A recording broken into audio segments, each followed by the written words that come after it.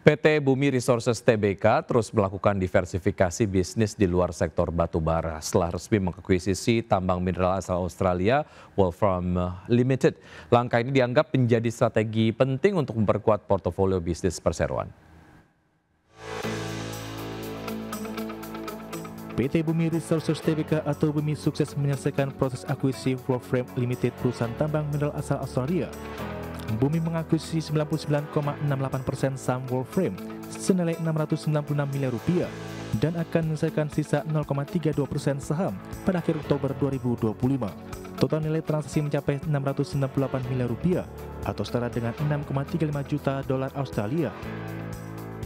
Advisor Bumi Resources Christopher Fong mengungkapkan Wolfram akan mulai produksi emas pada Juni 2026. Dalam 12 bulan pasca produksi ditargetkan dapat menghasilkan 75.000 hingga 100.000 ons troy emas per tahun.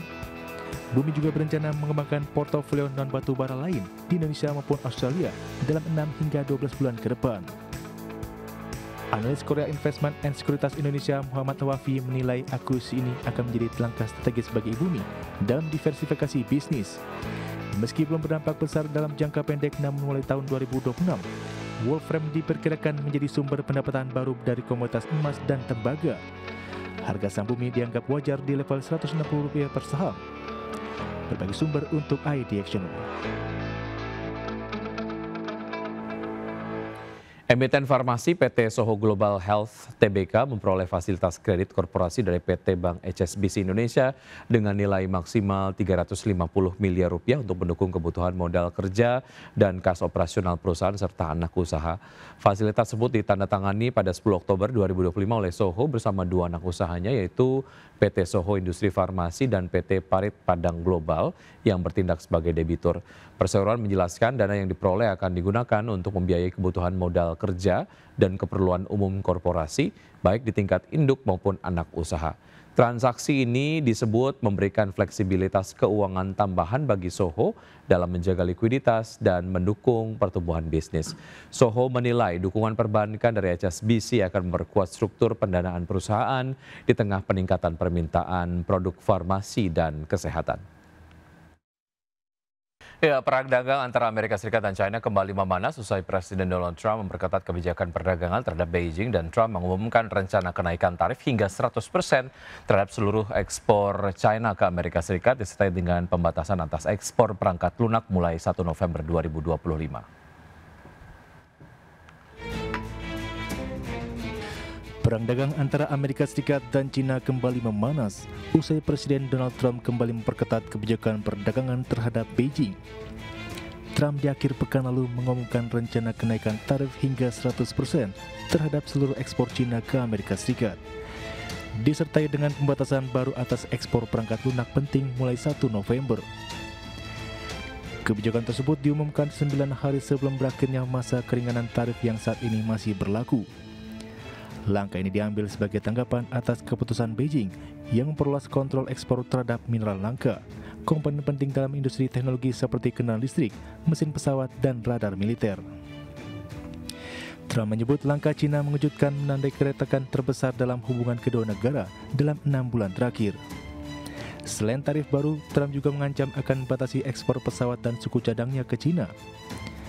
Sumber di lingkaran pemerintah Amerika Serikat menyebut Gedung Putih sedang menyiapkan daftar tambahan produk yang akan menjadi target kebijakan baru ini. Trump bahkan meragukan rencana pertemuannya dengan Presiden China Xi Jinping yang dijadwalkan 3 minggu lagi di Korea Selatan. Adapun pernyataan Trump memicu kepanikan di pasar global, salah satunya indeks S&P 500 yang anjlok lebih dari 2%, menjadi penurunan harian terbesar sejak April. Berbagai sumber untuk ID Action. Grup Prayogo Pangestu PT Petrindo Jaya Kreasi Tbk akan menggarap proyek pembangkit listrik di kawasan smelter nikel di Halmahera Timur. Proyek senilai Rp10 triliun tersebut akan digarap setelah anak usaha Petrindo menyelesaikan akuisisi terhadap 90% saham PT Gunadarma Integra. Emiten Grup Prayogo Pangestu PT Petrindo Jaya Kreasi Tbk akan menggarap proyek pembangkit listrik di kawasan smelter nikel di Halmahera Timur dengan nilai investasi sekitar Rp10 triliun. Proyek itu akan digarap setelah anak usaha perseroan yakni PT Volta Daya Energi Indonesia menyelesaikan akuisisi terhadap 90% saham PT Gunadarma Integra. Adapun PT Gunadarma Integra akan mengembangkan proyek pembangkit listrik berkapasitas 680 MW di kawasan industri terintegrasi Veni Haltim Industri Park, Halmahera Timur, Maluku Utara. Nilai proyek tersebut diestimasi mencapai 600 juta US dollar atau setara dengan 10 triliun rupiah, dengan target pelaksanaan pembangunan proyek selama 28 bulan. Sementara itu, PT Volta Daya Energi Indonesia merupakan anak usaha yang baru didirikan cuan pada tanggal 10 Juli 2025. Pendirian Volta Daya diproyeksikan akan memperkuat jaringan bisnis perseroan di sektor energi. Selain itu, langkah ini dinilai sejalan dengan strategi pengembangan usaha jangka panjang perseroan yang sebelumnya dikenal dengan fokus utama di sektor pertambangan batu bara, logam mulia, dan pasir silika. Berbagai sumber untuk ID Action. Sebanyak 3 bank sentral di Asia Pasifik mengguncang pasar dengan keputusan suku bunga di luar ekspektasi yang mencerminkan risiko perlambatan ekonomi dan meningkatnya ketidakpastian global. Bank Sentral Selandia Baru pada 8 Oktober memangkas suku bunga acuan sebesar 50 basis poin, 2 kali lipat lebih besar dari perkiraan mayoritas analis, menyusul pelemahan aktivitas ekonomi dan sentimen bisnis. Pada hari yang sama, Bank Sentral Thailand justru mempertahankan suku bunga meski prospek pertumbuhan melemah, BAT menguat, serta gubernur baru yang cenderung dovish.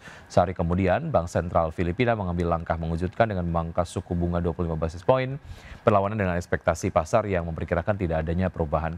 Rangkaian kebijakan Bank Sentral tersebut menegaskan meningkatnya ketidakpastian domestik yang semakin diperburuk oleh kebijakan perdagangan Presiden Amerika Serikat Donald Trump yang kembali menjabat di Januari lalu.